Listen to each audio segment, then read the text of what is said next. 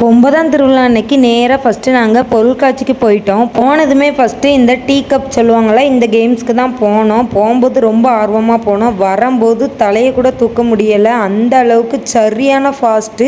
3 நாள் ஆகிட்டு இன்னுமே வழி போகவே இல்லை.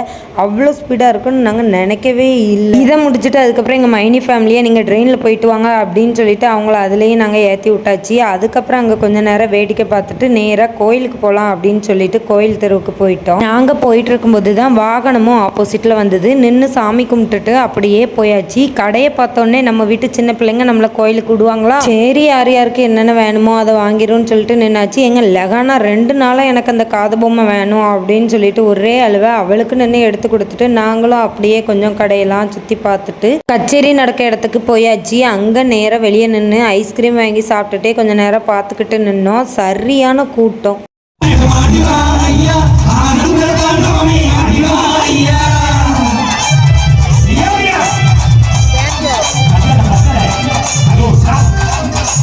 அப்புறம் கோயில் பக்கத்தில் கொஞ்சம் இடம் உண்டு, அங்கே போய் ஒரு ஓரமாக உட்காந்துட்டு நவாப்பெல்லாம் பார்க்கறதுக்கே இவ்வளோ பெருசாக இருக்குது, நல்லா இருக்காதுன்னு நினச்சோம். ஆனால் டேஸ்ட்டு செமையாக இருந்தது. அதையும் வாங்கி சாப்பிட்டுட்டே நாங்கள் 12 மணி ஆக போகுதுன்ட்டு வீட்டுக்கு போயிட்டோம். ஏன்னா மறுநாள் என்னோடய ஹஸ்பண்டோட பர்த்டே. கேக்கெலாம் நைட்டே நாங்கள் கட் பண்ணி செலிப்ரேட் பண்ணிட்டோம் மக்களே. அவ்வளோதான், அடுத்த வீடியோவில் பார்க்கலாம். பாய் பாய்.